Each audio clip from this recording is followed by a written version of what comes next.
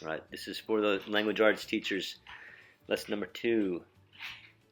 Shakespeare insult generators are fun and a great way to make the language accessible to students. In middle school, the real goal of the Shakespeare unit is making the language accessible so the students don't have this stigma or this fear of the Shakespearean language.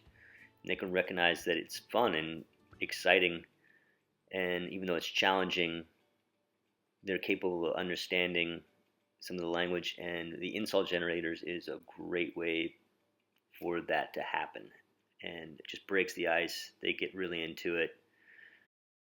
Fear not the Shakespeare. Quick lesson, use your pixie dust in iMovie. And lesson number 4, totes my goats. If you see a goat, grab that goat, give it a hug. Love that goat. It's a tough year. You need to get your love where you can. And don't forget your hot sauce. Tapatio hot sauce. You can take it to school, put it in the fridge, take your leftovers, spice up your food. Tapatio, it's tasty and it's affordable. November in our middle school is known as Movember, where mustaches take over for prostate cancer awareness. I had planned to participate this year. A student dared me as well, and during lunch I had my beard cut and transformed into a chopper stash.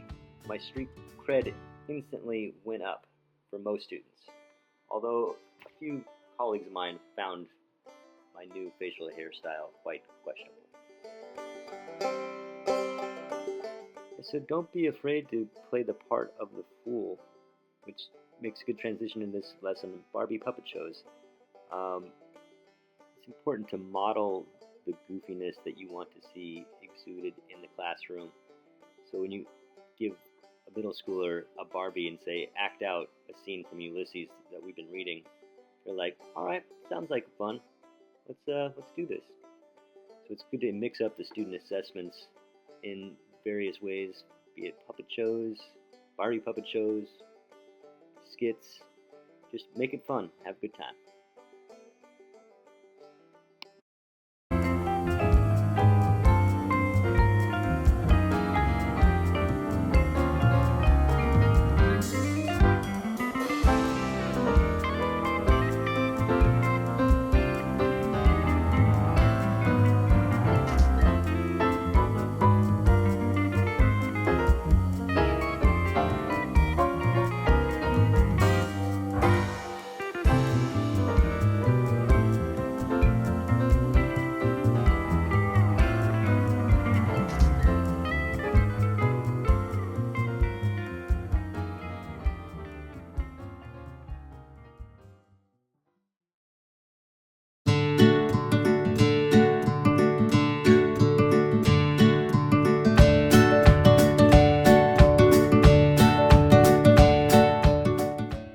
Tales of an English Teacher.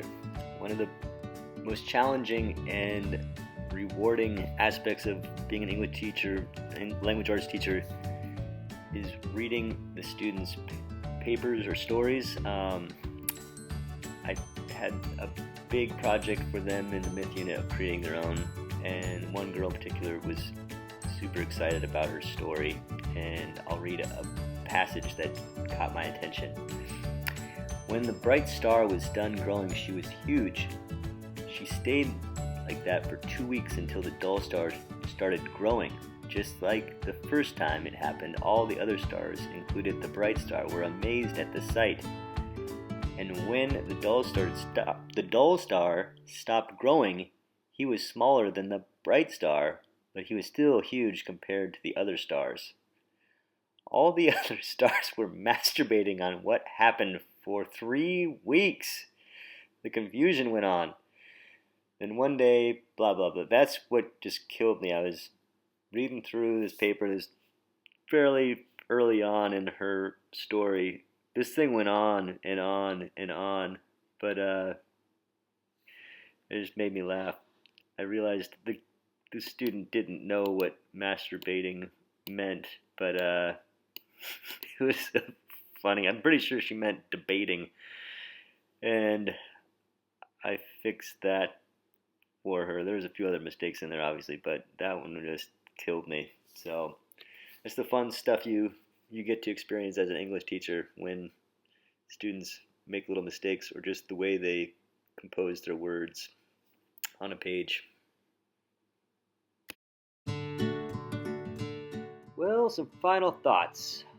I wanted to share a little picture that a student drew of me and gave to me as a present on my last day of teaching. I thought it was a really sweet gesture, and it just goes to show you don't always know what sort of impression you've made on a student. These ups and downs throughout the entire school year. It's a pretty stressful time, but you share a lot of experiences with these students, and just taking the time to getting to know them, potentially being there for them if they need someone to talk to, goes a really long ways. I know I had struggles with certain students at times, but in the end, if they understood that you cared about them, that really went far. And I've been amazed at how much I had to think about all the different things that are going on in everyone's lives in the school. It's mind-boggling, and it keeps you up at night. You know, Matt Bose had an amazing meme of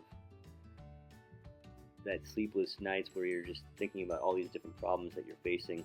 I mean, there were some tough times throughout the school year, but in the end, getting a silly little picture of yourself from a 7th grader really brightened my world and made it all worthwhile. I think this is going to beat my diploma. So good luck to everybody, and thanks for listening.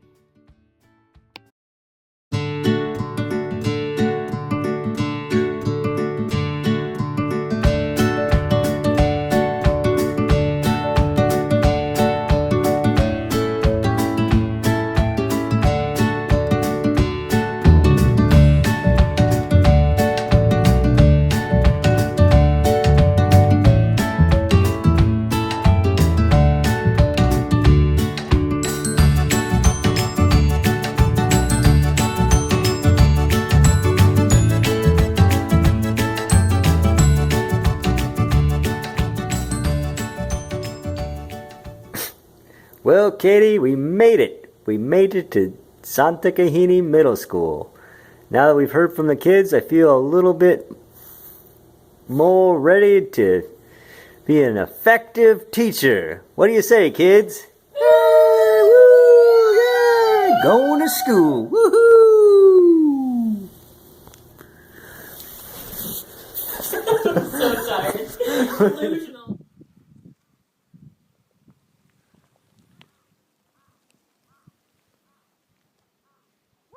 Yeah.